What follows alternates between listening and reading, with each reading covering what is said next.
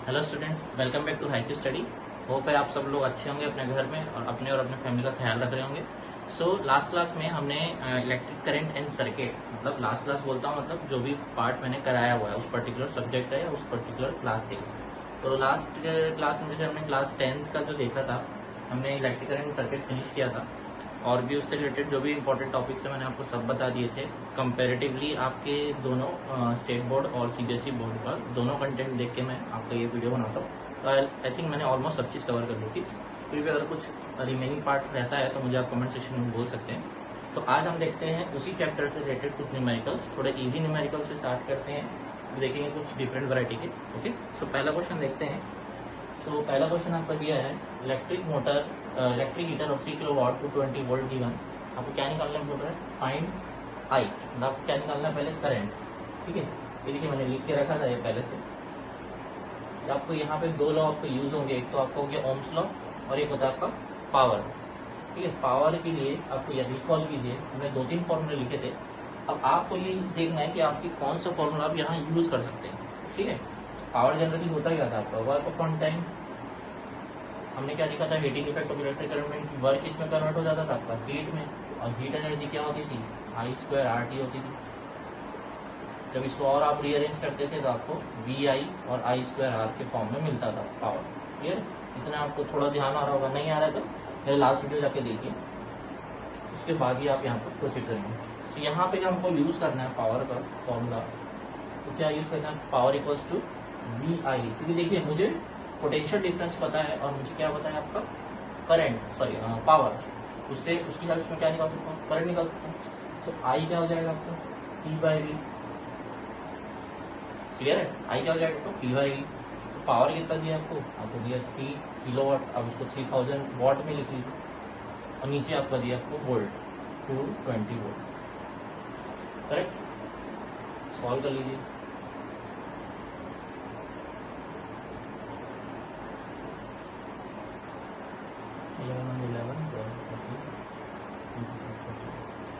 $13.15 के अराउंड कुछ आएगा, 13.15 आपका क्या एम्पियर। ठीक है, ये हो गया आपका पहला पार्ट। सेकंड क्या निकालना, रेजिस्टेंस। देखिए बहुत इजी है, आपको आई तो पता चल गया, तो ओम्स लॉ लगा दो, इक्वल्स टू IR।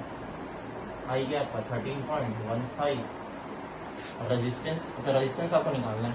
क्लियर है, वोल्ट आपको पता है 220 वोल्ट, तो रेजिस्टेंस क्या आ जाएगा आपका 220 बाय 13.15।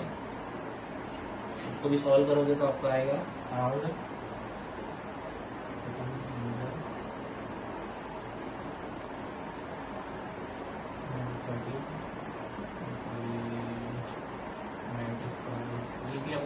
16 आएगा, 16 ओम या 16 ओम के आसपास आता होगा। ठीक है, न्यूमेरिकल देख लेना सॉल्व करके, कैलकुलेशन पार्ट थोड़ा सा हो सकता है, और अराउंड 16 ओम आएगा और ये आपको करंट आएगा 13.15 एम्पियर का। क्लियर है, बाकी से आप लोग सॉल्व कर लेंगे। नेक्स्ट पार्ट देखते हैं, इसका आपका हो गया, क्या निकालना है हमको, एक्सपेंस निकालने वाला। ठीक है, इतना नोट डाउन कर लीजिए पॉज कर। चलिए, तो नेक्स्ट पार्ट में पूछा है उसका एक्सपेंस निकालने पूछा है। ठीक है, एक्सपेंस पूछा है। देखिए आपको क्या दिया हुआ है, सबसे पहले देखो आपको 1 किलोवाट आवर का एक्सपेंस दिया हुआ है। कितना दिया हुआ है, 1.5 रुपीज। मतलब 1 किलोवाट जब आप बिजली चलाते हैं 1 आवर के लिए, तो आपको कितना एक्सपेंस आता है, 1.50 रुपीज। तो अगर मैं टोटल कंजप्शन बोलूं तो कंजप्शन क्या होगा, ultimately consumption is nothing but power. कितना आपने पावर यूज किया, कितने आवर के लिए, क्या रेट से, ये तो कंजप्शन होगा ना। कितना पावर आपने इलेक्ट्रिसिटी यूज की, कितने आवर के लिए, और उसका रेट क्या था। ये जब टोटल मल्टीप्लाई कर दूंगा आपको टोटल कंजप्शन मिल जाएगा। तो देखिए हमने कितना पावर टोटल यूज किया, 3 किलोवाट। कितने आवर के लिए, 10 आवर्स के लिए पूछा आपको, तो 10 आवर, और रेट क्या है उसका 1.50। आई होप इतना क्लियर हो रहा होगा। ठीक है, सॉल्व कर लो, कितना आएगा आपको, ये आ रहा होगा आपको अराउंड 45 किलोवाट आवर। ठीक है, कितना रहा होगा कंजप्शन पर किलोवाट आवर,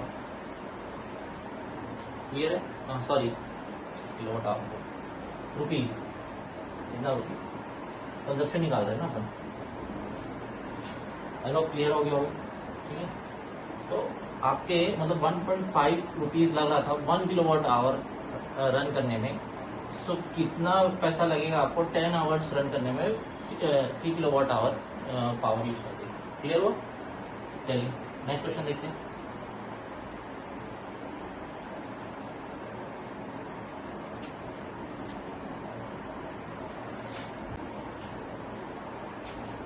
ये देखते हैं सेकंड सॉल्यूशन। क्या बोला इसमें, in house hold 4 tube lights of 40 watt 5 hours 2 bulb of 60 watt 3 hours. देखिए रनिंग टाइम दिया सकता है ये आवर्स, मतलब 2 बल्ब 60 वाट के 3 आवर के लिए रन कर रहे हैं, 4 ट्यूब लाइट 40 वाट के 5 आवर के लिए रन कर रहे हैं, और पर डे आपका ये कंजप्शन दिया है। आपको पूछा गया एक्सपेंस पूछा है पूरे मंथ का, if the cost per unit is 50 पैसा, क्लियर। सबसे पहले क्या निकालते हैं, देखिए इंडिविजुअली पहले निकाल लेते हैं कितना कंज्यूम कर रहा है एक दिन में, वो कितना यूनिट कंज्यूम कर रहा है इंडिविजुअली निकाल लेते हैं। उसके बाद उसका टोटल मंथ एक्सपेंस निकाल लेंगे, क्यों? क्योंकि हमको एक दिन का या एक यूनिट का हमको पता है, अगर हम टोटल यूनिट निकाल लें एक मंथ में टोटल यूनिट कितना कंज्यूम हो रहा है उससे मल्टीप्लाई कर देंगे तो हमारा टोटल एक्सपेंस आ जाएगा। देखिए एनर्जी कंजप्शन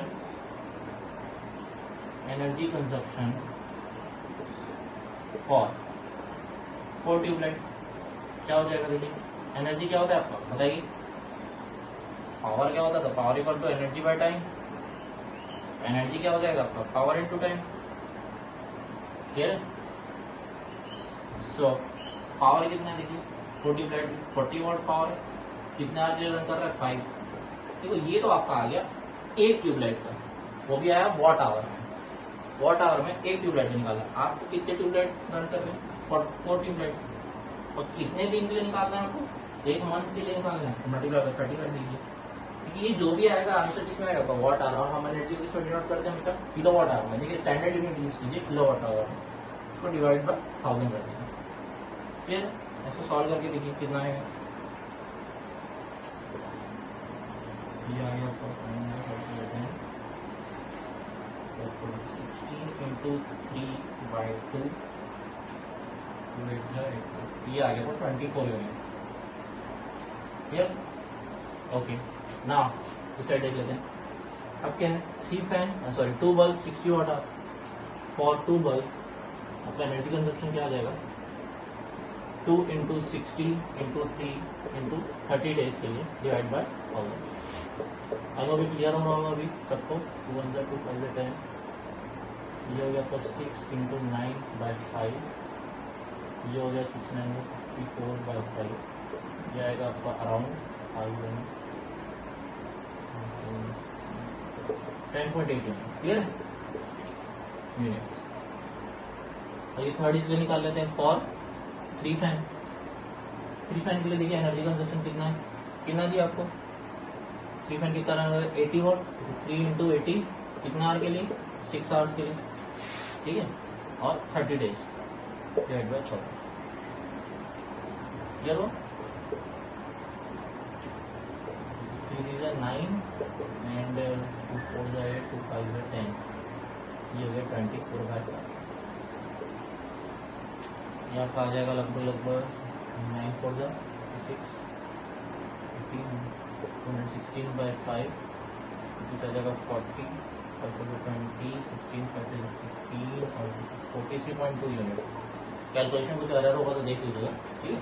तो अभी टोटल यूनिट कितना है, देखिए टोटल यूनिट अगर हम देखें, total unit consume in a month कितना हो जाएगा आपका, ऐड कर लो सिंपल, 24 प्लस 10.8 प्लस 43.2, लगभग कितना आ रहा है 78 यूनिट का, क्लियर? इस साइड को रखो, मैं जैसे भी खाता हूँ आप लोग पॉज करके नोट कर लीजिएगा। तो देखिए टोटल एक्सपेंस कितना हो जाएगा बेटा, देखो एक दिन का एक यूनिट का आपका एक्सपेंस कितना दिया है 50 पैसा, तो इतने यूनिट का एक्सपेंस क्या होगा, यूनिटरी मेथड लगाओ, कॉस्ट ऑफ 1 यूनिट क्या किया आपको 50 पैसा यानी 1/2 रुपीज, तो कॉस्ट ऑफ 78 यूनिट क्या हो जाएगा 78 इंटू 1/2 ये होगा 39 रुपीज ये होगा ये आंसर। पॉज करके नोट डाउन कीजिए जल्दी। ठीक है देखते हैं नेक्स्ट क्वेश्चन क्या दिया आपको। Two conducting wires having same substance length and diameter. ठीक है फर्स्ट क्या हो रहा है कि इलेक्ट्रिक सर्किट को किसमें कनेक्ट किया आपने सीरीज में एंड देन इन पैरेलल। पूछा क्या आपसे what will the ratio of produce heat पूछ रहा है between series and parallel connection. ठीक है मान लो जैसे आप लोग सपोज कर लो let resistance of first and second wire be R. क्योंकि देखिए दोनों कंडक्टिंग वायर क्या है सेम सब्सटेंस के बने हैं सेम लेंथ सेम डायमीटर है तो उनका रेजिस्टेंस दोनों का सेम होगा। क्लियर है।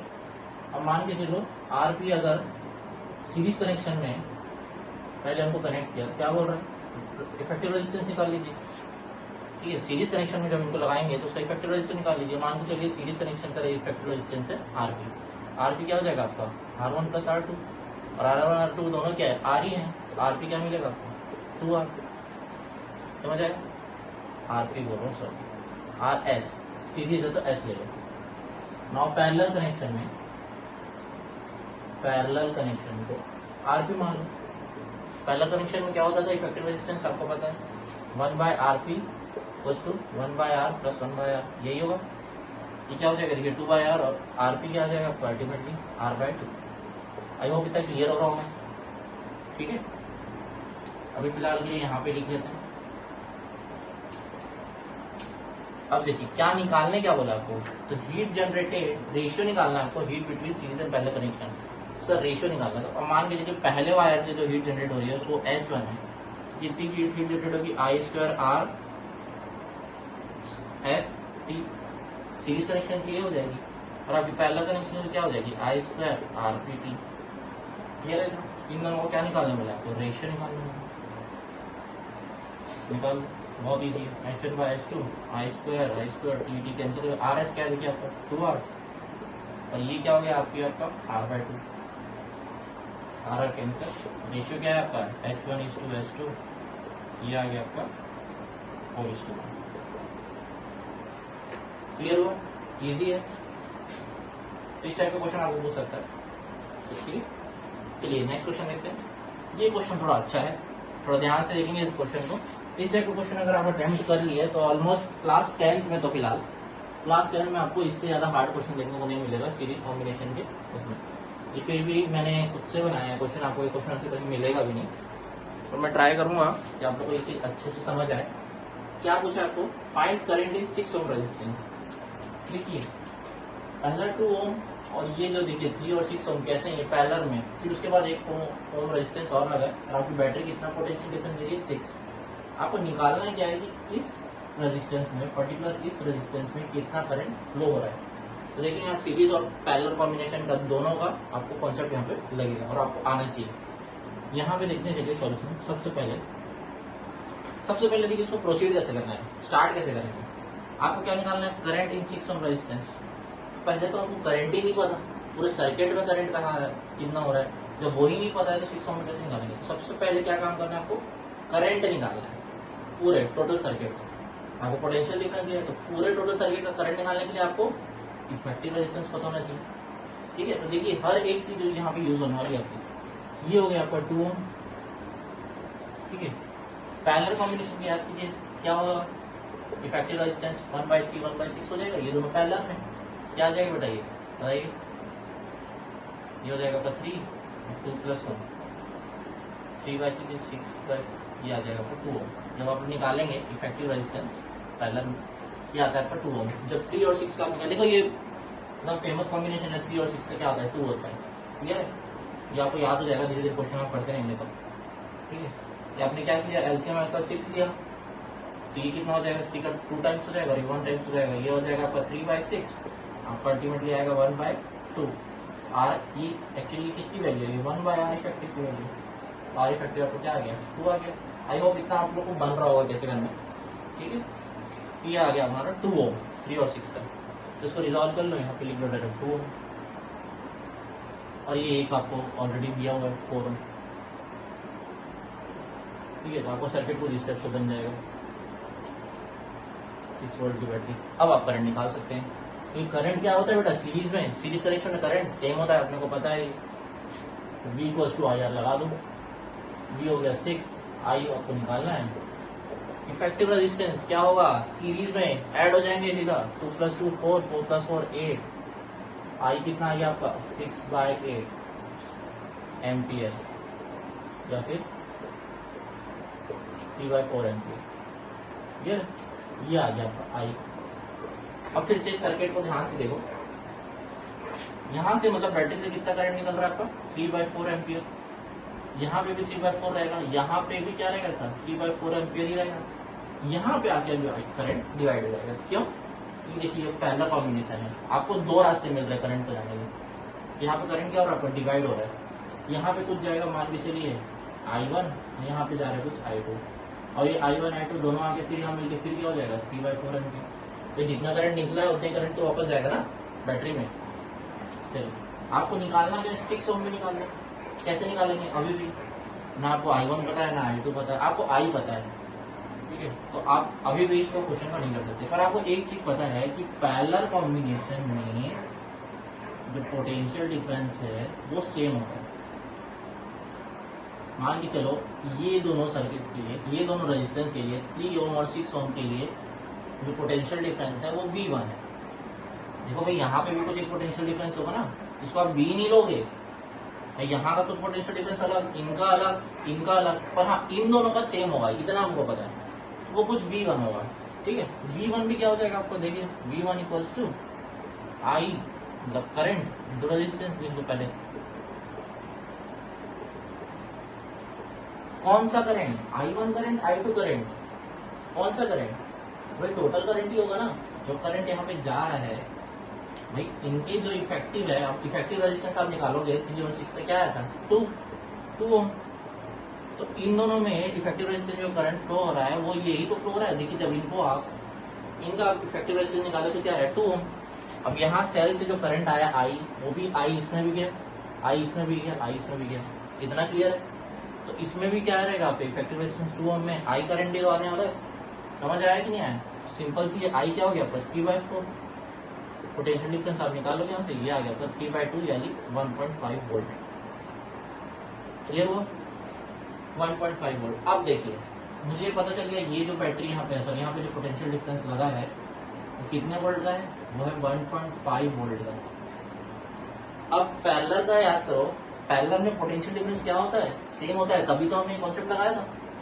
तो अगर पैरेलल पोटेंशियल डिफरेंस सेम है मतलब 1.5 वोल्ट 3 के लिए भी है और 6 के लिए भी है। क्लियर हुआ। अब मैं I2 करंट निकाल पाऊंगा, बहुत इजीली निकाल पाऊंगा। तो मतलब फिर से लगा लो, फॉर 6 ओम रेजिस्टेंस V1, ये V1 था आपका, V1 = I2 × R, या फिर सिंपली इसको लिख दो I2 × रेजिस्टेंस। क्लियर है, V1 क्या आया था आपको 1.5 वोल्ट, I2 आपको पता नहीं, रेजिस्टेंस आपको पता है 6, I2 क्या आ गया आपका 1.5 / 6। सॉल्व कर लो, कितना देगा, ये आ गया लगभग आपको 0.25 एम्पियर। ये आपका फाइनल आंसर। क्लियर हुआ। देखिए इस टाइप से पूछता है, इतना घुमा के। ठीक है, और ये बहुत अच्छे स्टैंडर्ड क्वेश्चन मानते हैं। अगर ये आपने करना सीख लिया तो आप इजीली सारे क्वेश्चन कर लेंगे। एक बार और क्विक रिवीजन बता देता हूं आपको कैसे करना है इसको। क्या पूछा था सबसे पहले आपको, find I in 6 ohm resistance. आपने क्या किया, सबसे पहले 6 ओम रेजिस्टेंस में आपको करंट निकालना, लेकिन आपको करंट ही नहीं पता सर्किट में कितना है। तो आप ओम्स लॉ लगा के आपने क्या कर लिया, पहले करंट निकाल लिया। करंट निकालने से पहले आपको इफेक्टिव रेजिस्टेंस पता होना था, आपने पहले इफेक्टिव रेजिस्टेंस निकाल लिया। कितना है आपका 8 आया होगा, उस पर आप ओम्स लॉ लगा लिया, आपको करंट मिल गया 3/4 एम्पियर। और ये 3/4 एम्पियर क्या है, पूरे सर्किट का है। मतलब 3/4 जो है वो यहाँ पे भी होगा 3/4, लेकिन ये कॉम्बिनेशन क्या है पैरेलल में, यहाँ पे करंट क्या हो जाएगा आपका डिवाइड हो जाएगा। 3/4 कुछ I1 या I2 में मान के चलो डिवाइड हो रहा है, और फिर जो करंट आएगा तो I1 I2 फिर मिलके क्या होगा 3/4, ये 4 ओम से होते हुए बैटरी में चल जाएगा। क्लियर हुआ। बट आपको निकालना क्या, 6 ओम में कितना करंट आ रहा है आपको ये निकालना है। तो देखिए ना मेरे पास करंट की मुझे पता है, ना मुझे पोटेंशियल डिफरेंस पता, तो मैं कैसे निकालूं। और हाँ, पैरेलल कॉम्बिनेशन मुझे एक चीज पता थी कि जो वो पोटेंशियल डिफरेंस होगा 3 और 6 के अराउंड, वो क्या होगा, हमेशा सेम होगा। तो उसको मान लिया मैंने कोई V1। तो V1 क्या होता है, अल्टीमेटली करंट टू रेजिस्टेंस ही होता है। करंट यहाँ पे कौन सा होगा, देखिए ये क्या है, इफेक्टिव रेजिस्टेंस किसका है, 3 और 6 ओम का है।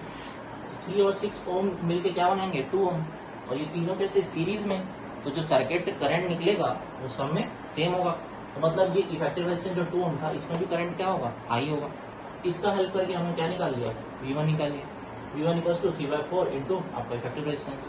तो आपका पोटेंशियल डिफरेंस आ गया 1.5 वोल्ट। अब ये 1.5 वोल्ट 6 ओम के लिए भी है, 3 ओम के लिए भी है।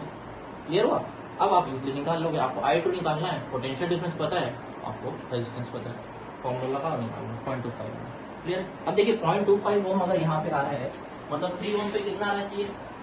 अगर 0.25 ओम यहाँ पे आ रहा है तो 3 ओम पे कितना आना चाहिए। देखिए टोटल करंट कितना था, 3/4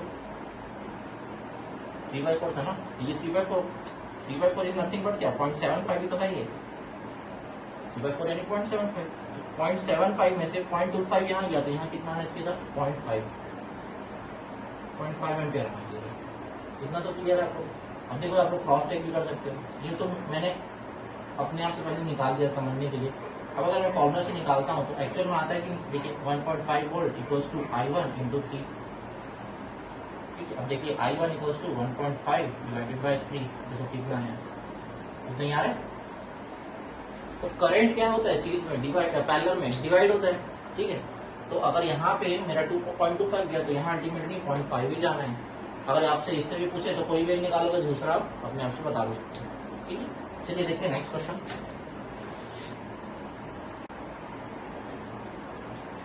चलिए देखते हैं नेक्स्ट क्वेश्चन क्या बोल रहा है। If 100 joules of heat is being generated by 4 ohm resistor, then calculate the potential difference between two terminals of the register.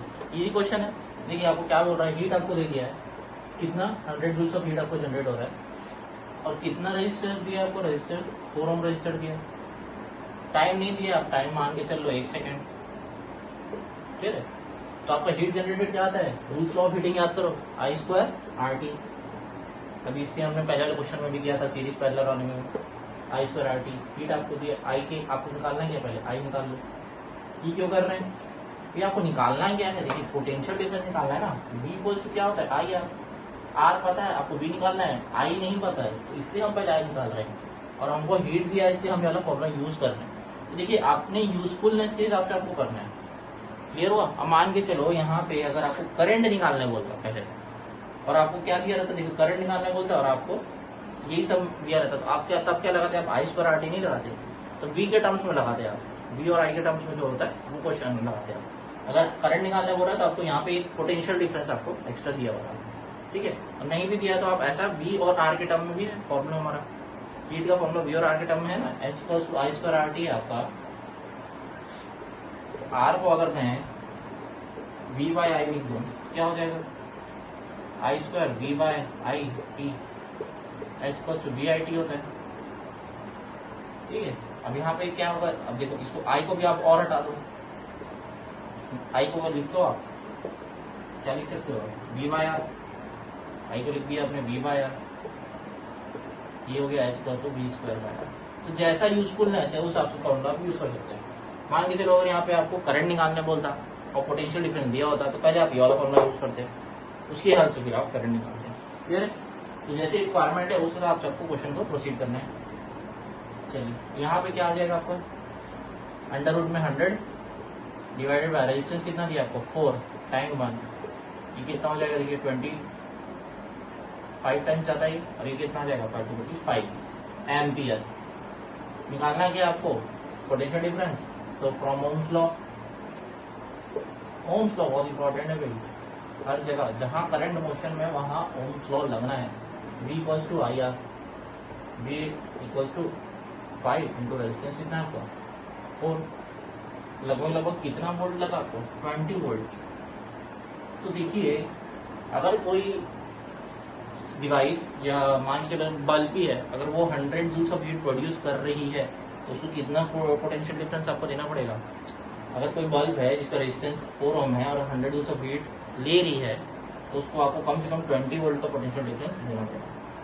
ठीक है, मैंने बताया था जैसे देखिए आपको जो फिलामेंट भी होता है इलेक्ट्रिक बल्ब का, वो किससे होता है, आपको टंगस्टन से बना होता है। क्यों?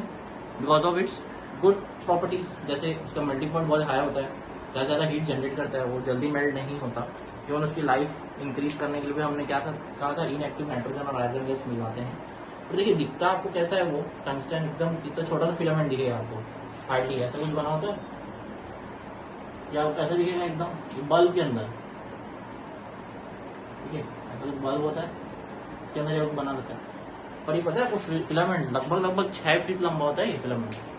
आप लोग देखना है ये, अगर गूगल में सर्च कीजिएगा, अगर दिख गया आपको तो वो लगभग 5 या 6 फीट का होता है। पर इसको इतना हार्डली इसको कॉइल किया जाता है। क्यों? क्योंकि हीट ज्यादा मिले, ज्यादा हीट वो सस्टेन कर सके। ठीक है, ऐसा नहीं कि बस एक को तार पतला से बिछा दिया। 6 फीट का होता है, उसको एकदम कॉइल करके यहाँ पे रखा जाता है। क्लियर हुआ? ठीक, तो यहाँ पे आज क्लास को फिनिश करते हैं। और जितना ज्यादा न्यूमेरिकल क्वेश्चन आप कर सके आप लोग के लिए बेटर होगा। जितना प्रैक्टिस करेंगे उतना अच्छे सॉल्व होगा। लेकिन इससे पहले जो मैंने क्वेश्चन कराया था आपको पैरेलल कॉम्बिनेशन का, मोस्टली आपको वैसे ही क्वेश्चन आपको देखने को मिल सकते हैं। तब तक पढ़ते रहिए। Have a nice day.